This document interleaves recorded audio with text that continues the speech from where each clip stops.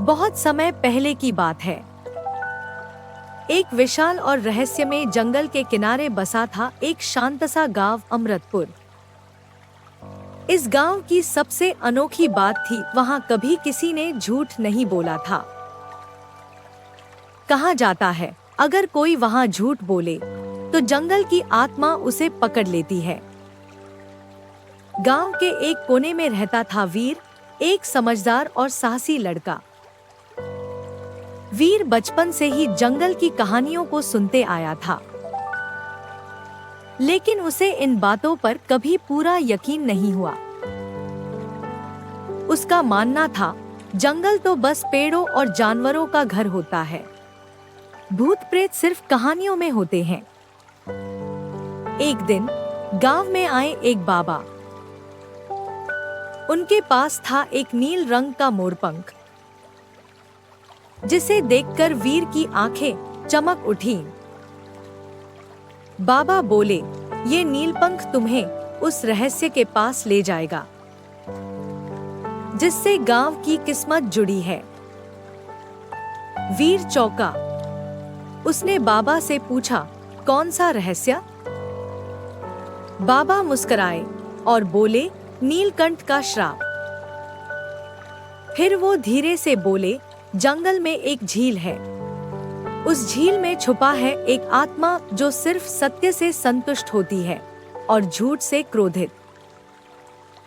बाबा ने चेताया, अगर उस आत्मा को किसी ने झूठ बोलकर छेड़ा तो वो श्राप दे देती है, ऐसा श्राप जिससे जीवन उल्टा चलने लगता है। वीर ने साहस दिखाया। उसने कहा, मैं सच बोलने से नहीं डरता, मुझे बताओ कहाँ जाना है। बाबा ने मोरपंख वीर को सौंपा।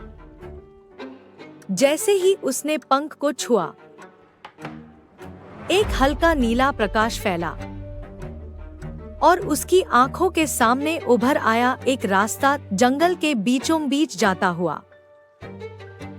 अगली सुबह वीर बिना किसी को बताए उस रास्ते पर चल पड़ा। जैसे जैसे वो जंगल के अंदर गया, पेड़ और घास और भी घने और रहस्यमय होते गए। हर कदम के साथ उसे ऐसा लग रहा था जैसे कोई उसके पीछे है। कभी पत्तों की सरसराहट, कभी कोई अजीब सी फुसफुसाहट, पर वीर रुका नहीं। कुछ घंटों बाद वह पहुंचा उस झील के पास। झील का पानी बिल्कुल शांत था, मानो उसमें कोई गहराई ही नहीं थी, पर उसकी नीली चमक रहस्यमयी थी। वीर ने झील में झांका। अचानक पानी में एक चेहरा उभरा। वह चेहरा बोल पड़ा, सत्य कहो, नहीं तो श्राप लो। वीर ने साहस से पूछा, तुम कौन हो? उस चेहरे ने कहा, मैं हूं नीलकंठ, सत्य का रक्षक, झूठ का विनाशक। नीलकंठ ने वीर से 3 प्रश्न पूछे। उसने चेताया, हर उत्तर सत्य होना चाहिए। यदि झूठ बोला तो तुम गांव लौट तो जाओगे, पर तुम्हारी आत्मा अंधेरे में खो जाएगी। पहला प्रश्न था, क्या तुमने कभी किसी का दिल दुखाया है जानबूझकर? वीर ने सोचा। उसने जवाब दिया, हाँ, बचपन में मैंने एक दोस्त का खिलौना छुपा दिया था। वो बहुत रोया था, मुझे आज भी अफसोस है। झील चमकी। नीलकंठ बोला, सत्य स्वीकार किया गया। दूसरा प्रश्न था, क्या तुमने कभी किसी के सामने सच छुपाया डर की वजह से? वीर ने एक गहरी सांस ली। उसने कहा, हाँ, एक बार मेरी गलती से गांव के कुएं का पानी गंदा हो गया था, पर मैंने किसी को नहीं बताया। आज भी वो बात मुझे परेशान करती है। इस बार झील थोड़ी हलचल में आई। नीलकंठ थोड़ी देर शांत रहा,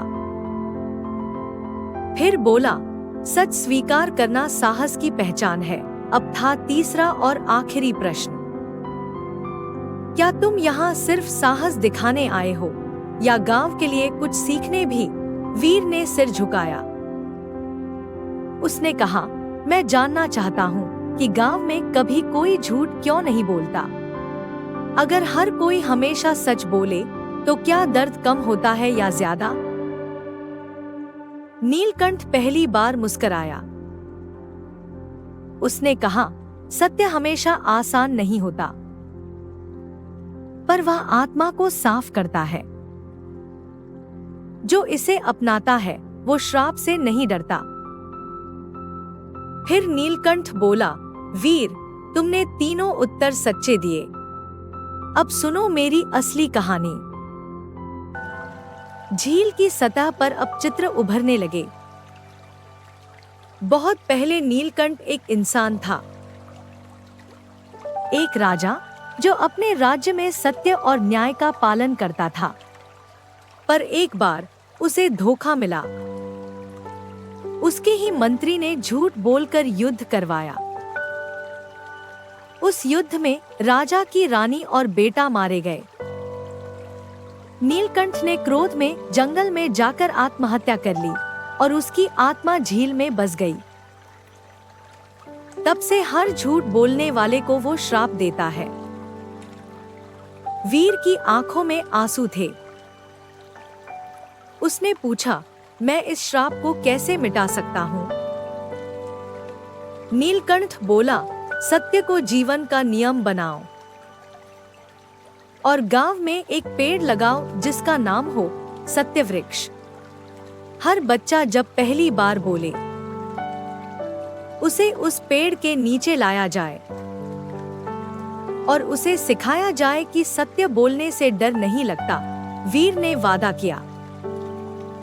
जैसे ही वादा पूरा हुआ, नीलकंठ की आत्मा झील से बाहर आई। अब वह एक नील रंग के प्रकाश में बदलकर आकाश की ओर उड़ गया। वीर गांव लौटा। इस बार वह पहले जैसा नहीं था। उसने गांव वालों को नीलकंठ की पूरी कहानी सुनाई। गांव वालों ने मिलकर सत्य वृक्ष लगाया।